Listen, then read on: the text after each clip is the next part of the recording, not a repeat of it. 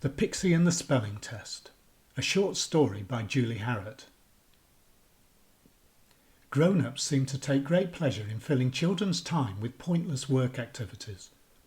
Mrs. Bagshaw is the worst. Every Monday she gives us a list of 10 words.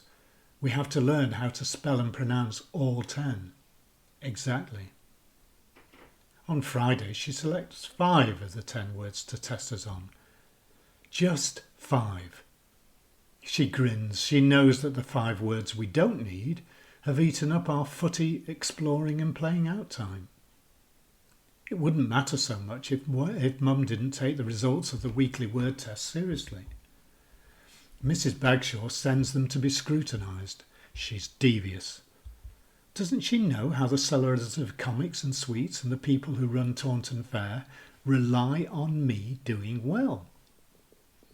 One week I decided to guess which 5 of the 10 words Mrs. Bagshaw would choose for the Friday test. The weather was good, adventure called, there was no time to waste. But oh dear, only 2 of my 5 were tested, so a very poor show was reported. No comics that week, no sweets, my visit to the fair was threatened. My mum said that what I'd done was gambling. She hoped that I hadn't inherited the gambling gene from Uncle Danny. That got me thinking. Uncle Danny once told me, after he'd had a really big win, that he'd bumped into a Cornish pixie on the way home from the Oddfellows' Arms. The pixie had told him which horse would win the Quantle Gold Cup.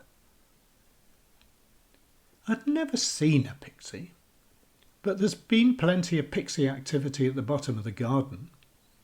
Uncle Danny often takes young ladies there to see the pixies at play. I'm not allowed to go with them. Everyone knows 3 is a very unlucky number in the pixie world. I thought, if I set a trap, I could catch a pixie and ask him to help me find the 5 words that Mrs. Bagshaw will pick for the test. I found a box, cut a hole in the lid and put clover, shiny beads and a water bowl at the bottom.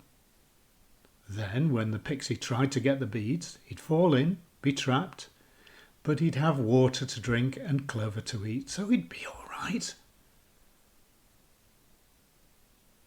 I sprinted home after school on Monday, clutching the list of 10 words, and rushed to open the box. There was a jolly little chap inside, pointy ears, swinging arms, legs that he couldn't stop jigging. I explained about the spelling test and asked him to tell me which 5 words I needed to learn. "No problem, laddie." His voice was shrill and reedy, and his jolly dance didn't stop when he spoke. But he hadn't told me which words to learn. I put the lid back on, disappointed. However, when I looked at the dreaded list that night, 5 of the words were glowing.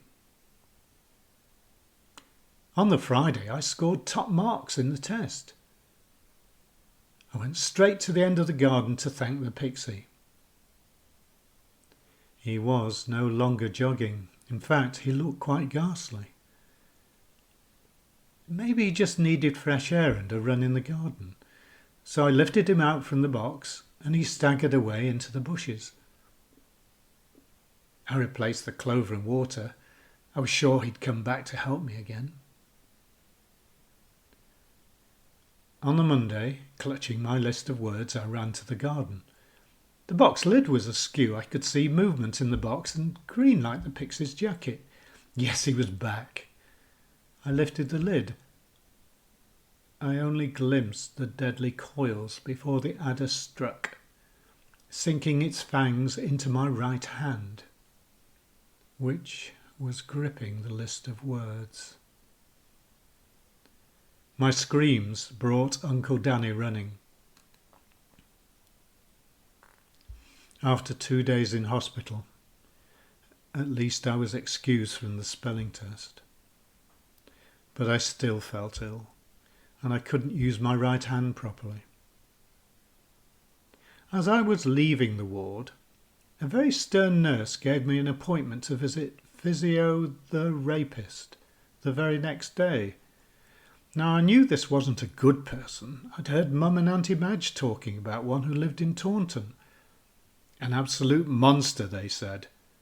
So why would I have to visit one? Surely I'd been punished enough for cheating and for cruelty to pixies. I sobbed in the car.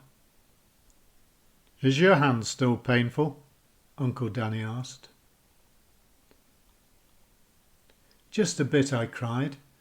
"But I've learnt my lesson. Please don't make me visit a monster as well."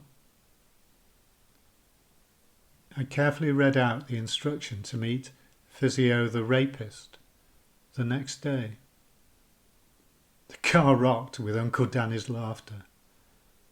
"Perhaps the best lesson, laddie, is that time spent learning spellings and pronunciation is never wasted."